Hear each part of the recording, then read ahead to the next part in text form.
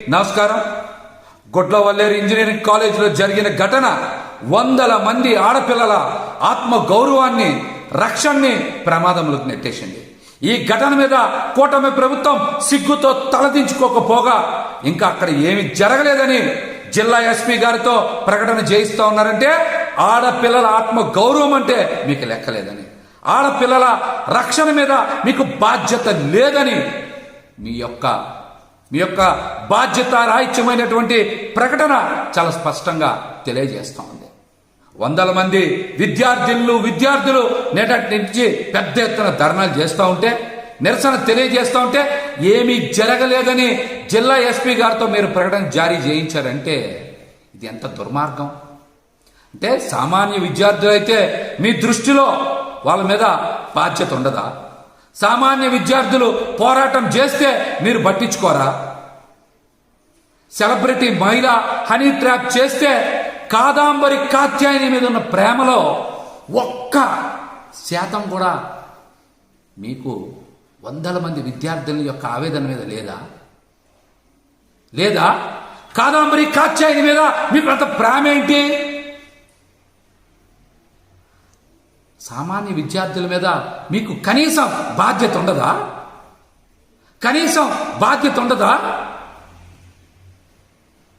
అన్యాయం ఎవరికి జరిగినా ఒకేలా స్పందించాలి. కాత్యాయని గారికి అన్యాయం జరిగితే విచారణ చేయండి. కానీ వందల మంది విద్యార్థులకు అన్యాయం జరిగితే స్పందించే తీరిదా? మంత్రి నారా లోకేష్ గారికి ట్విట్టర్ వేదికగా వారి ఆవేదనని నిన్న రాత్రి తెలియజేస్తే ఈ రోజు ఉదయం వరకు స్పందించడానికి, వారికి న్యాయం చేయడానికి నారా లోకేష్ గారికి తీరిక లేదా? విచారణ జరిపిస్తామంటున్నారు. అక్కడ వందల వీడియోలు ఇబ్బంది పడేలాగా తీశారని, అవి ఎక్కడికి బహిర్గతం కాకూడదని విద్యార్థులు పెద్ద ఎత్తున వాపోతుంటే విచారణ చేస్తామంటున్నారేంటి? ఇది మీకు అంత అర్జెంట్ అనిపిస్తలేదా? ఈ ఘటన మీకు అంత ప్రాముఖ్యం అనిపించట్లేదా? కాదాంబరి కాత్యాయని ఘటనే మీకు అంత ఇంపార్టెంటా?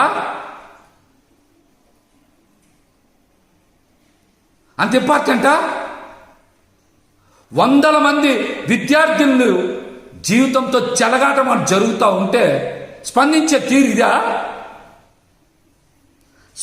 తీరు ఇదా? శ్రావణ శుక్రవారం నాడు వందల మంది విద్యార్థుల ఆత్మ గౌరవం తిబ్బతింటూ ఉంటే ప్రభుత్వం ఈ రకంగా స్పందించేది? ఈ ఘటనకి నైతిక బాధ్యత వహించి ఇంతవరకు సరైన రీతిలో స్పందించకుండా, విద్యార్థుల భద్రతని పట్టించుకోకుండా అలసత్వం ప్రదర్శించినటువంటి హోంశాఖ మంత్రి అనిత గారు ఈ ఘటనకు బాధ్యత వహిస్తూ తక్షణమే రాజీనామా చేయాలి. ఎవరైనా సరే. అదేవిధంగా పవన్ కళ్యాణ్ గారు కూడా అనేక సందర్భాల్లో ఎన్నికల ముందు మాట్లాడారు. ఆడపిల్లల వైపు కన్నెత్తి చూడాలంటే భయపడాలి ప్రభుత్వం వచ్చాక అన్నారు. ఈ రోజున మీరు చూస్తున్నారు, కూటమి ప్రభుత్వం వచ్చాక ఆడపిల్లల మీద ఎన్ని అగాత్యాలు జరిగాయో, ఎన్ని అత్యాచారాలు జరిగాయో. మతిస్థిమితం లేని ఆడపిల్లలను కూడా ఈ ప్రభుత్వంలో మరి కామాంధులు వదలటం లేదంటే వాళ్ళకి చట్టం మీద కాదు, ఈ ప్రభుత్వం ఏమీ చెయ్యదనేటువంటి ధైర్యం వచ్చేసింది. మీరు శిక్షించరనేటువంటి నమ్మకం వచ్చేసింది. అందుకనే ఇష్టానుసారం ఆడపిల్లల మీద అఘాయిత్యాలు, అత్యాచారాలు చేస్తూ ఉన్నారు. పిఠాపురంలో శ్రావణ శుక్రవారం నాడు అక్కడ పసుపు కుంకుమ చేరిచ్చారు కదా పవన్ కళ్యాణ్ గారు. మరి గుడ్లవల్లేరు ఘటన మీద మీరు ఎందుకు స్పందించలా? ఆడపిల్లలకు అండగా నిలబడరా మీరు? ఇష్టానుసారం అఘాయిత్యాలు చేసిన ఇట్లాంటి సీక్రెట్ కెమెరాలు పెట్టి ఆడపిల్లల ఆత్మ గౌరవాన్ని మరి రోడ్డు మీదకి తెచ్చేదాకా వాళ్ళు ప్రవర్తిస్తూ ఉంటే మీరు స్పందించరా?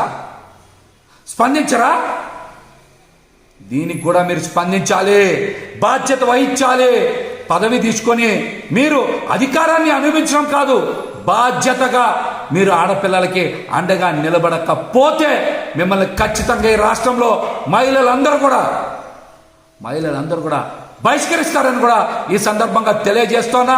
ముఖ్యంగా గుడ్లవల్లేరు జరిగినటువంటి ఘటన మీద రాష్ట్రంలో ఉండేటువంటి తల్లిదండ్రులు, మహిళలందరూ కూడా ఒక్కసారి బలంగా గొంతుకు వినిపించాలి.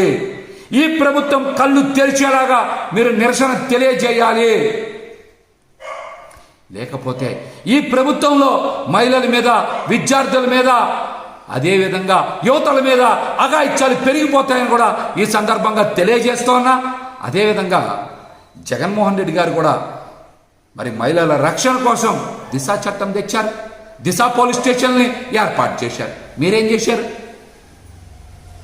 మహిళల భద్రతని, ఆడపిల్లల భద్రతని గాలికి వదిలేసి జగన్మోహన్ రెడ్డి గారు తీసుకొచ్చినటువంటి దిశ పోలీస్ స్టేషన్ల పేరు మార్చి మహిళా పోలీస్ స్టేషన్లని పెడతా ఉన్నారు. ఇంతకన్నా మీరు చేసేది ఏమైనా ఉందా? ఏమన్నా? పేరు మారిస్తే మీకు పేరు వస్తుంది అనుకుంటే అది పొరపాటు అవుతుంది. జగన్మోహన్ రెడ్డి గారు లాగా మీరు కూడా మహిళల రక్షణ కోసం కట్టుదిట్టమైనటువంటి ఏర్పాట్లు చేయాలి. దిశ చట్టాన్ని కొనసాగించాలి.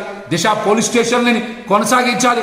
అంతేగాని ఆడపిల్లల మీద అఘాయిత్యం చేసినటువంటి వాళ్ళ మీద ఎటువంటి చర్యలు తీసుకోకపోతే ఇటువంటి ఘటనలే జరుగుతాయి. కూటమి ప్రభుత్వం వచ్చాక ఇష్టానుసారం మహిళల మీద రెచ్చిపోతా ఉన్నారు, అఘాయిత్యాలు చేస్తూ ఉన్నారంటే ఈ ప్రభుత్వం యొక్క అలసత్వాన్ని రాష్ట్ర వ్యాప్తంగా ఉన్నటువంటి మహిళలు, తల్లిదండ్రులు అందరూ కూడా అర్థం చేసుకోవాలని కూడా ఈ సందర్భంగా నేనైతే విజ్ఞప్తి చేస్తా ఉన్నాను.